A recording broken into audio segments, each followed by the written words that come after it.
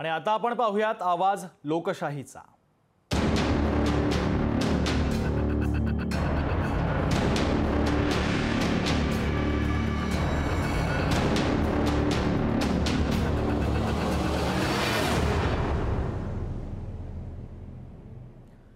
तर आवाज लोकशाहीचा मध्ये आज आपण पाहणार आहोत भिवंडीमधील नागरिकांच्या समस्या। पाहूयात आवाज लोकशाहीसाठी आपण आज पाहणार आहोत भिवंडी शहरातील नागरिकांच्या समस्या।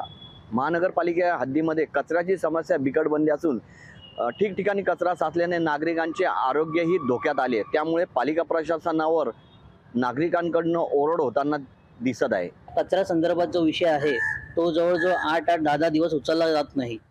आता ठेकेदारीचा विषय असा झाला तर टेंडर्स निघतात, महापालिका बिल देखील ठेकेदाराला देते, पण ते सब ठेकेदार जे असतात ते लोक बिल देत खालपर्यंत म्हणजे जे घंटागाडी चालवतात तिथपर्यंत पोहोचत नाही।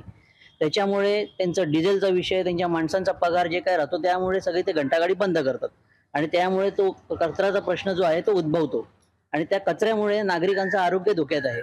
भिवंडी निजामपूर महानगरपालिकाचा एक कचरा आहे, त्यांच्या डोक्यात एवढा कचरा गेलेला आहे की भिवंडीत कचरा काय ना या समस्या आहे ना वारंवार येतात। पण कसं आहे, आंदोलन करून याच्यातलं नाही, याच्यात कसं असतं ठेकेदार आणि कॉन्ट्रॅक्टरला पैसे ठेकेदार देत नाही, ठेकेदार नगरपालिकेकडून घेतो आणि त्याच्यामुळे पैसे पाणी नसल्यामुळे संगमताने सगळं चालू आहे। ठेकेदार कोण ना सब कॉन्ट्रॅक्टर कोण हे मिळी बघत असते। याच्यामुळे कचरा भिवंडीतला कधीच कचऱ्याचा समस्या दूर होणार नाही। आता मी रिसेंटली असं ऐकलंय का कोणतरी ठेकेदार होते त्यांना काढण्यात आलेला आहे।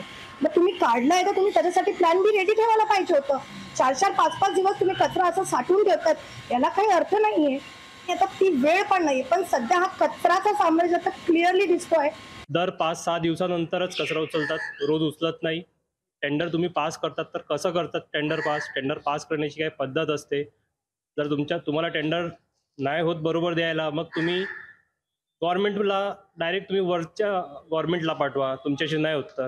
एक तर टेंडर पास करतात तर रोजचा रोज कचरा उचला, नाहीतर टेंडर विंडर हे सर्व बंद करा आणि म्युन्सिपाल्टीवाल्यांना द्या, ते रोजचे रोज कचरे उचलतील। ज्यांनी पण म्हणजे महानगरपालिका आयुक्तांनी ज्याला पण ठेका दिला असेल त्यांनी त्याचं काम चोख करावं, नाही तर त्याला जो ठेका दिला असेल त्याचा बिल महानगरपालिकेने थांबून ठेवावं आणि त्याच्याकडे व्यवस्थित कामं करून घ्यावी। गेल्या 2 वर्षापासून आम्ही बघत आहोत सातत्याने की महानगरपालिके फक्त त्यांना पैसे द्यायचं काम करते, कारण महानगरपालिकेचा कुठलाही वचक त्यांच्यावर राहिलेला नाही। आजची परिस्थिती अशी आहे की भिवंडीमध्ये जागोजागी कचरा साचलेला आहे। गेल्या 4 ते 5 दिवसापासून कचरा उचलला जात नाही, त्याच्यामुळे लहान मुलांना त्याचा त्रास होतोय, चालणाऱ्यांना त्रास होतोय, आजूबाजूच्या परिसरातल्या नागरिकांना त्रास होतोय।